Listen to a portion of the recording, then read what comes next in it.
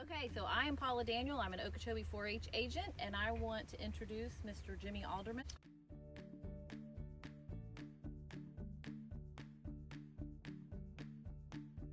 Yeah, my name's Jimmy Alderman with Alderman Farms out of Boynton Beach, Florida. Right now we're in Indiantown, Florida on an organic tomato crop that we have up here, trying to give some help to the 4-H members and educate the kids on the production of organic tomatoes.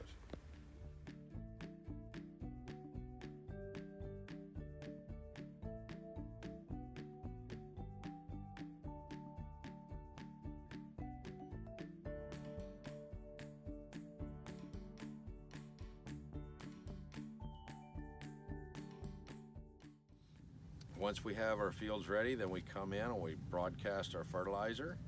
We have two fertilizers. We use a bottom mix, which is a chicken-based product. We spread that out.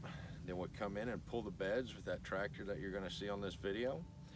Once we pull our beds, we go ahead and use our plastic machine, and we wrap up the beds in plastic.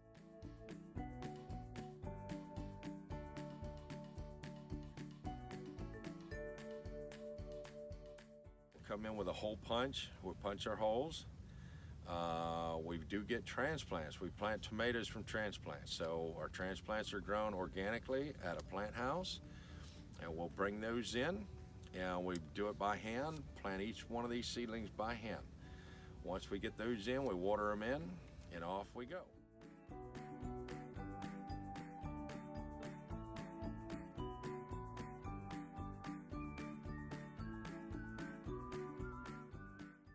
Insects, we definitely have insects. They're not too bad in here, but they can get bad. One of the ones I was telling you about was the whitefly and that tomato yellow leaf curl virus. Whitefly are a pain in everything, and I'm sure you know that. There's different forms. There's one right here. Okay, so I don't know if you can see these, but these tiny little white buggers here are whiteflies. There's one there, and there's one there. We use insecticide that's pretty much soap. So we spray soap to kill the whitefly, and what it does is it sticks their wings together. So we try to come through on a maintenance program and keep the whitefly down by using soap-based products. This one over here would be a leaf miner. Leaf miners get kind of bad, and they tunnel around inside the leaves, and then that opens up the leaf to be susceptible to bacteria and other pathogens. We control these with BTs, which are bacteria that if a worm were to hatch out on a leaf and start feeding on the leaf, that'll ingest the BTs. It's like a bacteria that gets in their body, and then it kills the worm from inside.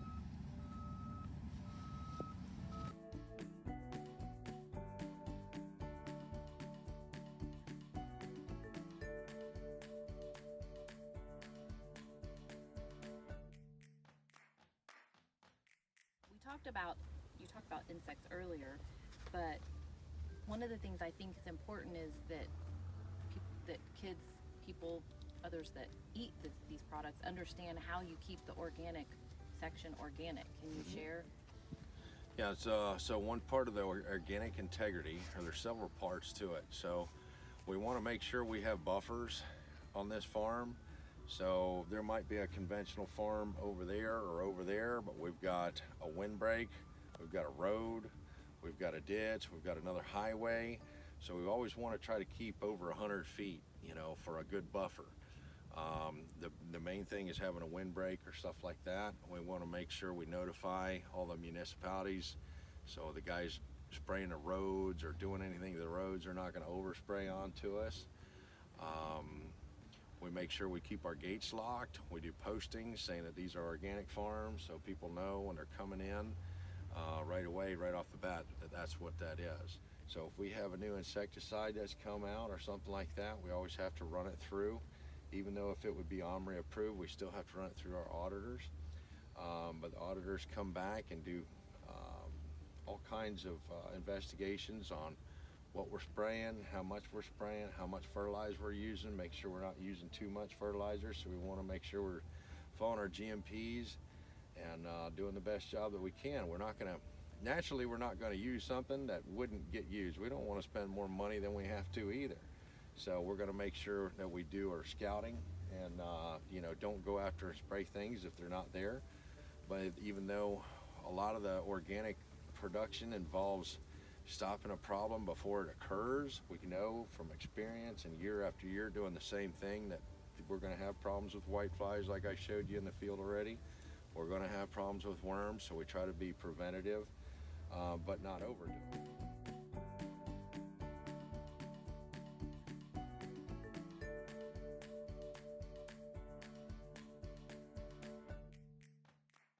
So right now we've got our tomatoes that are just about ready to go. You'll see, we'll start with some real light color down here on the bottom. So this will be our first tomato that's picked.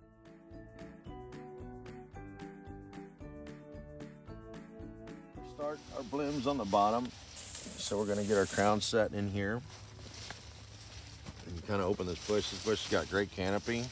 So it's keeping all the tomatoes out of the sun so they can grow up without any sunburn or sun scald issues. You know, we've got our blooms. So this would be called a hand right here, where you've got several blooms. If this was down lower, and this will make tomatoes, but in the tops, usually they're gonna be pretty small. But those flowers right there will end up being tomatoes. And then, you know, 3 weeks later, they start getting mature and grow up. These will probably be ready in about 2 weeks, I would say. This one here that we picked earlier was just a little bit earlier. It was a lower set. So we did have some bad weather issues in here, a lot of wind from the storms and rain that probably knocked off some of the blooms. So we'll see one, you know, every third or fourth plant that will be ready first. But the majority of that crop will come in right here in about 3 weeks. And it'll be, you know, a big harvest about that time. The grape tomato. When we're picking these, we want to pick this color. We want to keep that color on there. It's not quite ripe yet. That one will probably be ready next week. This one will be ready this week. And that was what you call a hand, where you'll see a set of tomatoes all in one hand. It kind of looks like that when they're blooming. You'll see a set like that. And that ends up being this later on. So when harvesting your tomatoes, what are some things that you would cull, and what do you look for in the keepers? And you just shared how you pick everything. A tomato like this that has a scar on it, say a wind scar like that, but it's not going to rot, we would go ahead and pick this and put this in RPC. Now if it made it to the packing house and the second step of packing, somebody's going to see this, or a machine's going to see this and identify that as a blemish, it will get kicked into a number 2 box. So it might not be our premium pack, but it will go for sale somewhere. Somebody might use it in a salad or a cut house, or maybe somebody's going to make an organic tomato sauce somewhere. But we do, because they're vine ripe tomatoes, we do lose a lot of our crop. I'd say we probably get half of our yield, because everybody buying from the stores want that picture perfect tomato. So that little thing right there, even though it would eat the same, won't make it to the store.